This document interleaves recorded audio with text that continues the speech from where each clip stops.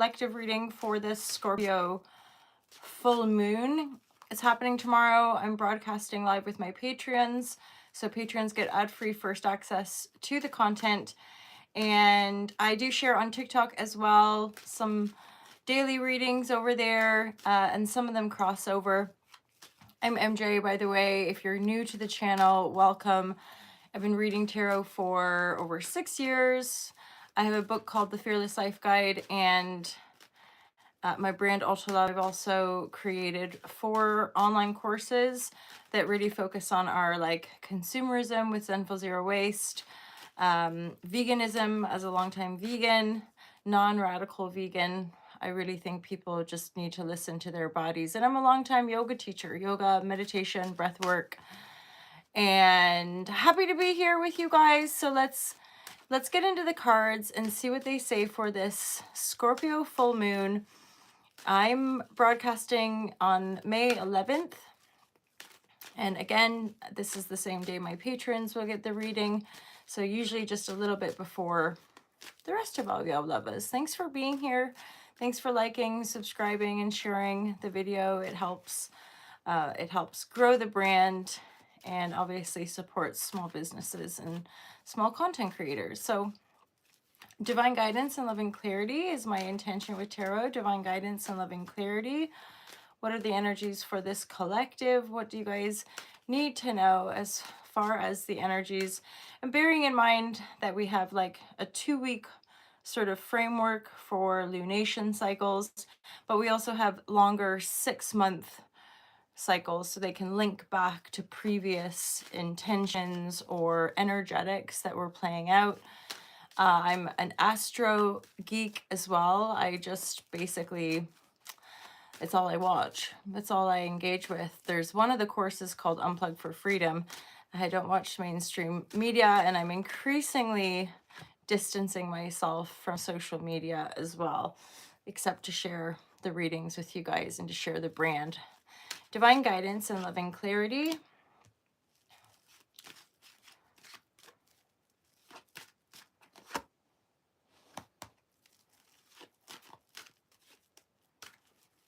So there could be something that 6 of Wands reversed is a central energy. So there could be something that we're moving through, processing around a feeling of lack of success. So things that didn't work out in our favor, not being recognized, not being seen, feeling dejected, rejected. Now, this is actually offering us an opportunity. So it's maybe kind of, in a sense, it might be feeling like it's dimming our light or helping us to reframe our direction in life. 2 of Wands, I really love the 2 of Wands energy. It's like a spark, and then you're feeling inspired, and then kind of looking out in the horizon. Now what? What am I going to do with my world now? After maybe going through something that felt like even a failure, right?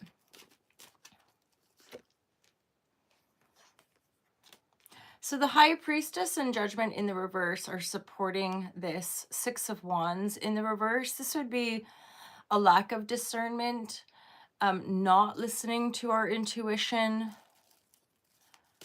Again, some higher almighty intervention that, you know, that classic thing of rejection is protection, and things not going in the way that maybe we hoped, right? Which can often be very humbling and or point to egoic projections or attachments, right? The High Priestess in the reverse, I do want a little bit more clarity. Libra, Gemini, Aquarius, a King of Swords energy. That could be king or queen, especially in the general reading. So this is, again, a Libra, Gemini, Aquarius. A lack of discernment, a lack of or again, just removing someone from our lives via this rejection or failure, seeming failure. But again, it can be supporting us to deepen our intuition. It can be supporting us to um, deepening our connection to opportunities as well.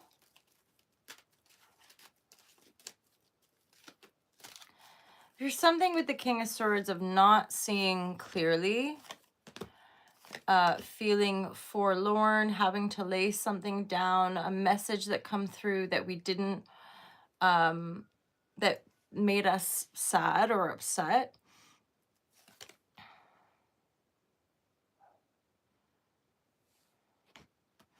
And here the energy is like dropping our defenses.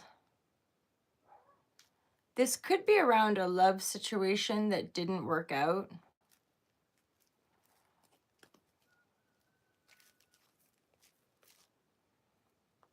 Something that caused a lot of anxiety and potential heartbreak as well. But then there's also this energy of love coming in. So for some of you, there could be, again, part of the looking at our opportunities, looking out at the horizon for our opportunities, could incite an energetic of bringing in more aligned partnerships. Because the King of Swords, I would say, is at a distance here. There's likely to be some underlying conflict as well in the energy of, like, again, failure.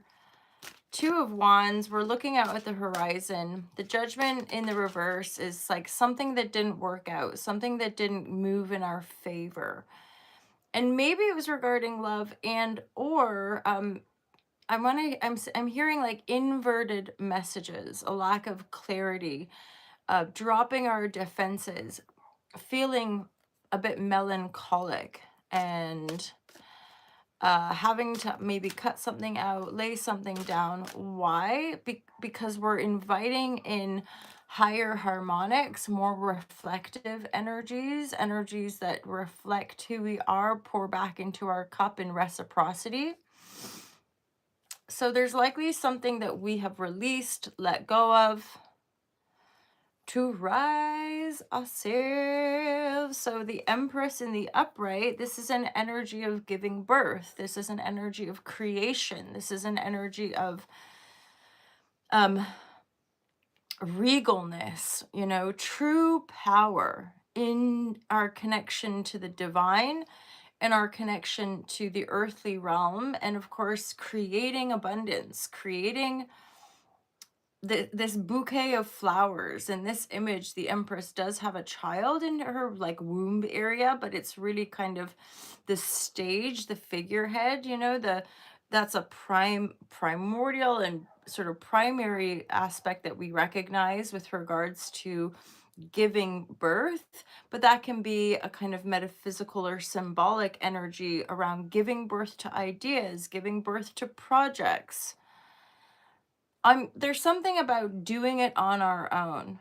So, especially with all these energies moving into Aries, with Chiron that's been moving through Aries, Chiron is super painful. I don't know if you guys, if you're into astro, if you track the Chiron transit. Personally, when Chiron moved over my Mercury and then my Sun in Aries, there was so much painful emotional stuff that had to come up around communication, clear communication, my sense of self in connection to my community and my family. And then coming out the other side of these very profound and deep shadow work phases of our lives. And of course, we're all unique, we're all different, we all have a different lineage. But personally, the shadow work phase, you know, has been well over 10 years. My first trigger was back in 2013, and it's just been an ebb and flow of deep, profound emotional alchemical work.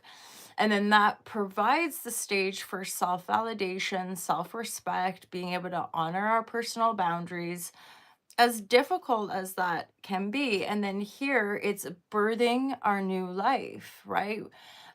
Feeling more masterful, more in dominion, more like, regal, really, really feeling empowered in our creation station, right? In the way that we are creating our lives and birthing this beautiful thing into the world, if it's not a child, right? I do hear some of you with children. This can be shifting. So the children in our lives could be shifting into different times of their life. They might be leaving home. They might be going to a new school, right? And so our connection to our children can also be going through a bit of an evolutionary upgrade.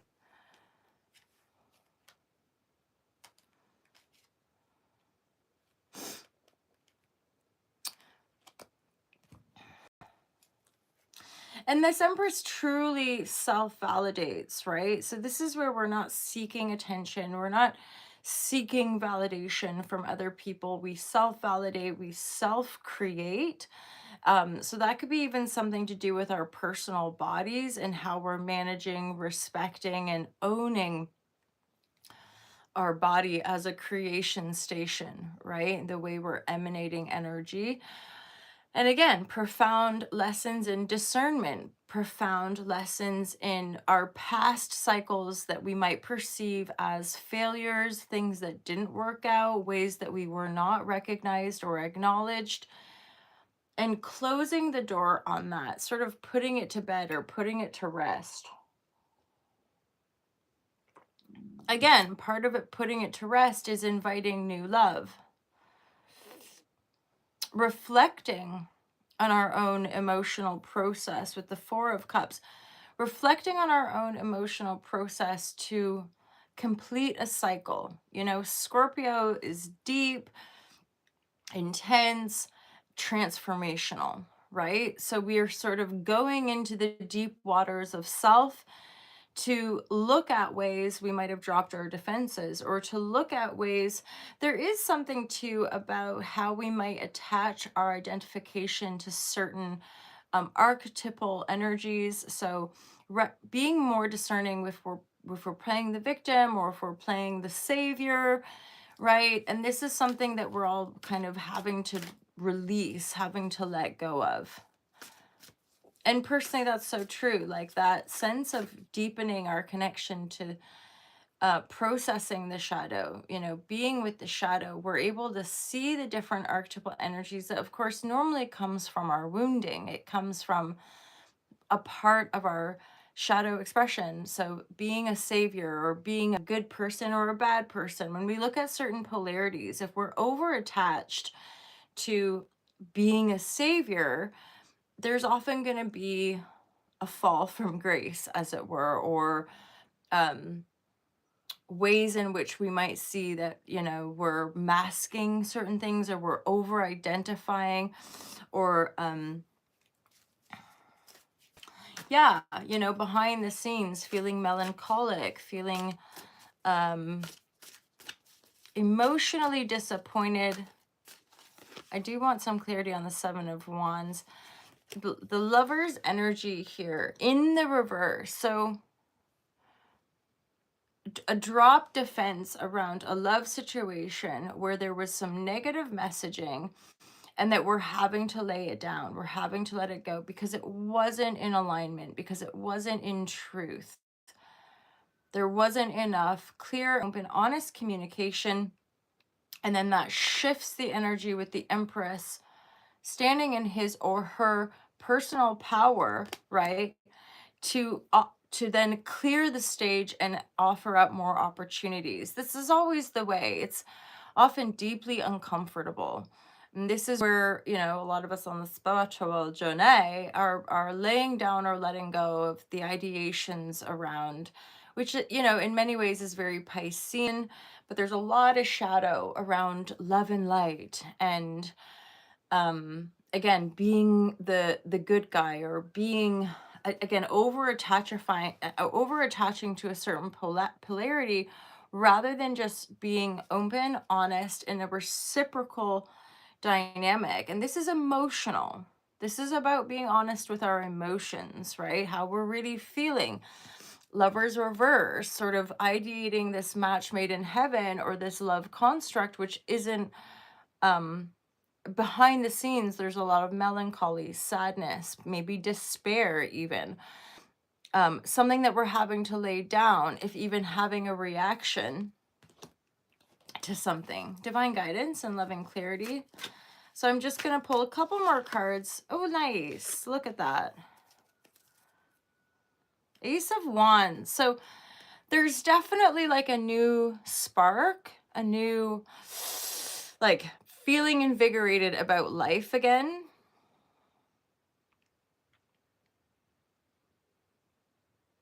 There's an energy at a distance here.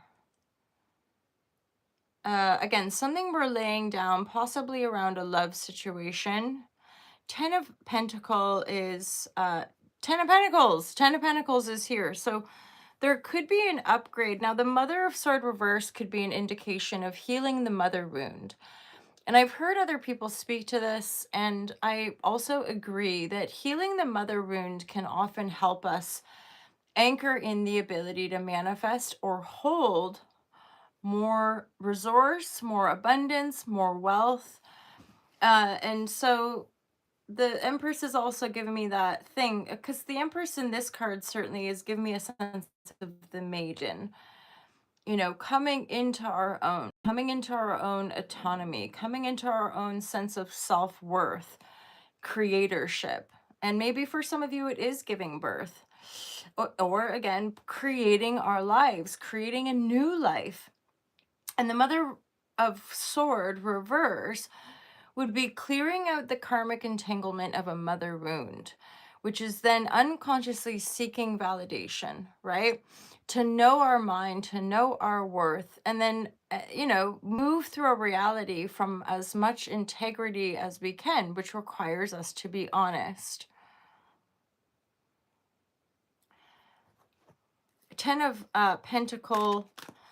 I am hearing, you know, some sort of divine reward, especially because there's that 6 of Wands reverse. This is a disappointment kind of energy. 6 of Wands reverse is like not getting the reward, not feeling successful in something. If we're being recognized and appreciated in the 6 of Wands upright, in the reverse, it's like a lack of recognition, a lack of appreciation, seemingly.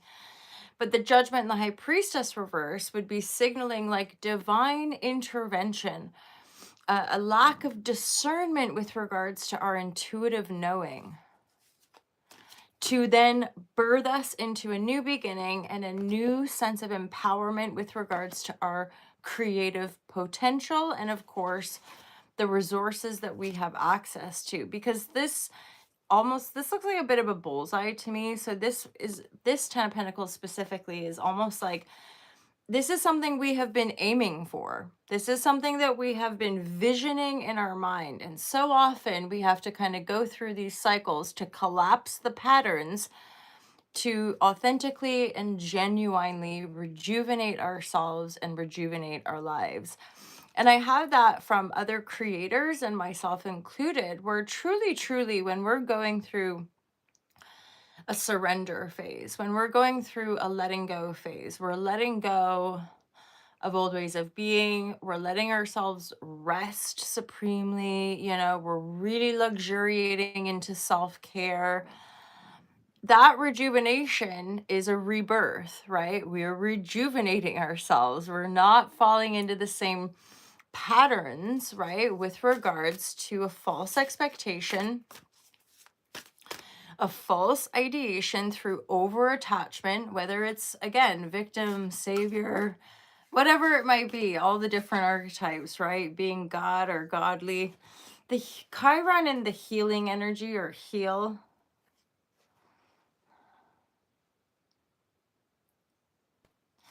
For some of you, this is like a rise in authority. So straight up, your career house, your MC, your public persona reputation, there could be a bit of an upgrade in your authority in whatever it is that you do in the world. Let's get clarity on the healing. So Chiron here, I'm looking at this card reverse, which is making me think of, yeah, this is maybe just for some of you, but there's a potential duplicitousness when it comes to healing our wounds, right? Because the politics energy would be about wearing masks. This is also the over-identification that's very Jungian, right? Understanding our shadow, really being connected to our humanness and like knowing our intentions, knowing where we're coming from, etc.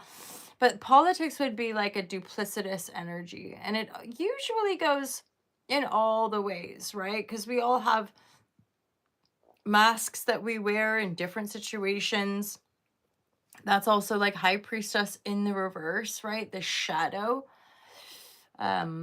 Not knowing our intuition, not being truly connected. And then, so here, just be mindful that if we're playing different parts, then the chironic wound, especially in Aries, and I don't think I finished that thought, but Chiron moving through Aries, and then Neptune has just moved into Aries, and then Saturn at the end of this month is moving into Aries. So this is to me really ushering in our personal sovereignty and autonomy, that we as a collective are moving into being a healed species through owning and transforming codependency, enmeshment, entanglement, right? Where we need or seeking validation externally rather than Aries is the primordial spark of life. It's the baby, right? And that we're coming, and that, from a lot of us, that has really come through long time spiritual practices, right? Anchoring in our meditation, our breath work, our yoga, our tai chi, whatever it is for you. And there's more and more of these modalities, and there's a lot of shadow and, stuff that comes through that authentic path, right? Especially when, when it's been in earnest, or when it's been on the edge, I would say. So it's like, really diving into our vulnerability, endeavoring to be as honest as possible, which includes vulnerability, right? And so often that comes through the landscape of a lack of true, honest accountability. So instead, we deny and deflect and avoid and just project the image or project the politic, right? So this is wearing a mask, but behind the mask, there's this creepy energy, and they've got a rattlesnake. Rattlesnakes are poisonous, right? So this is like behind this like veil of, oh, look how shiny and happy I am. There's this snake-like energy behind the scenes that is doing whatever it's doing, but it's like dangerous and scary and creepy. And that's the unhealed chironic aspect, right?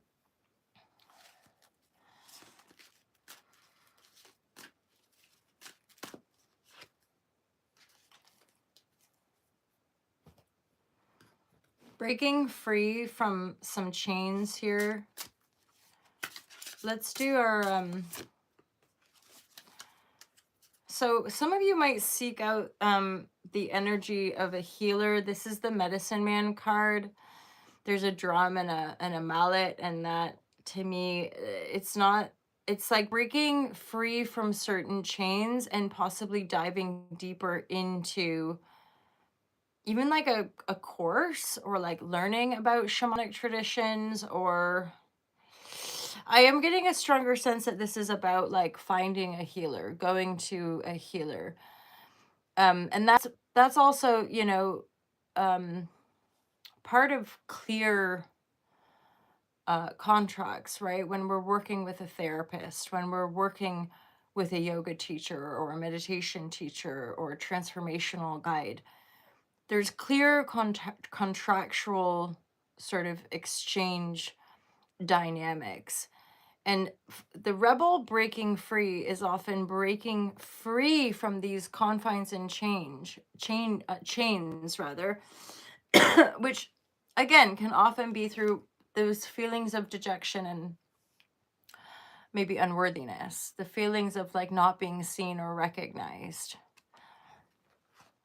But that's that politic energy and the lack of healing. If we're not really receiving what we expect or what we wanted, there's likely shadow projections.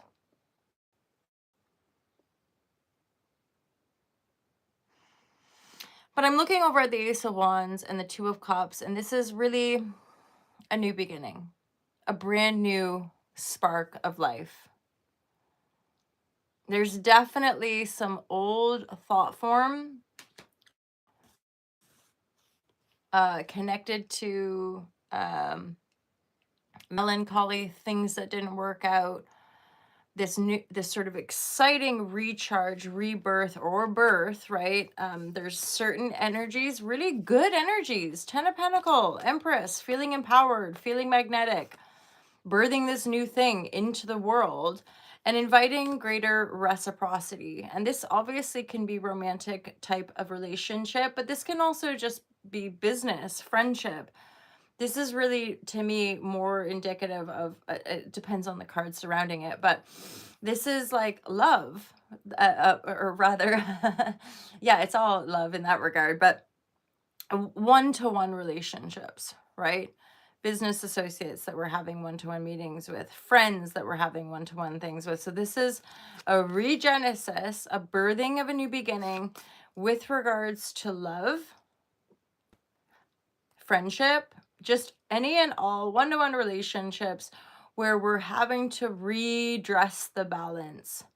That comes through authenticity, right? That comes through knowing oneself, being able to self-validate, being able to, stand on our own 2 feet, as it were. Because it's often when we're feeling dejected or feeling like not good enough that we can attract that duplicitous, snaky, sneaky, unhealed energy. And not addressing the chironic wounding is essentially not really doing the deeper shadow work that's required of us to really rise. And so we deny the intuition,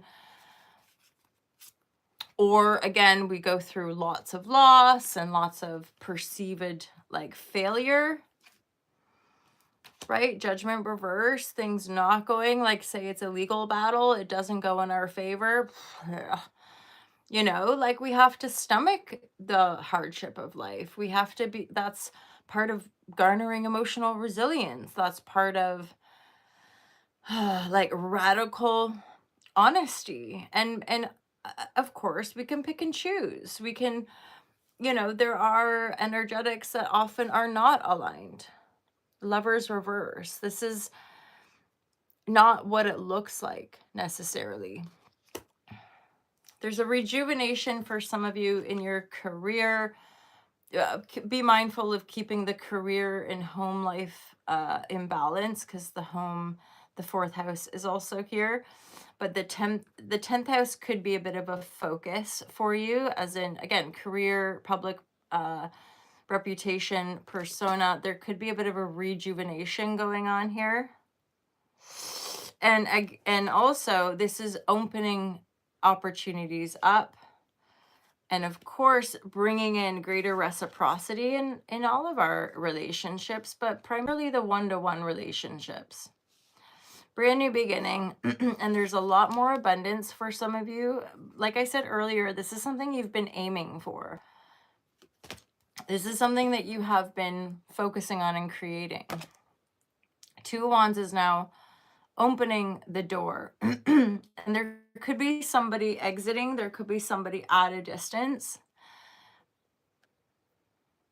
Maybe even like a benefactor or something. But again, that 10 of Pentacles has a lot to do for some of you in healing the mother wound, healing the unconscious distorted. And that comes in all different forms. If you guys want me to talk about that a bit more, feel free to request that.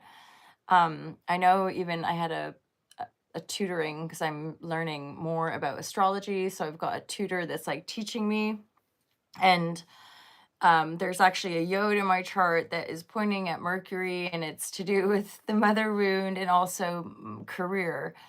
And so yeah, if you want me to talk more about that, because my own intuitively guided journey ended up leading me to healing the mother wound. And then since healing the mother wound, like the whole game is changing. And again, the mother wound can be deeply, deeply connected to our sense of worthiness, our sense of being able to make money in this world, because that's something typically we all need, and or access to resources, right? So a lot of you are just now giving birth to some sort of royal empire or amazing new child in your life, and releasing imbalance, releasing distortion, releasing manipulation. This is two-faced energy, right? And it's sneaky. It's like, you know, it puts out a false image. It's unhealed. It's the chironic. And thus, depending on how it's all resonating, maybe there's more healing for us to do.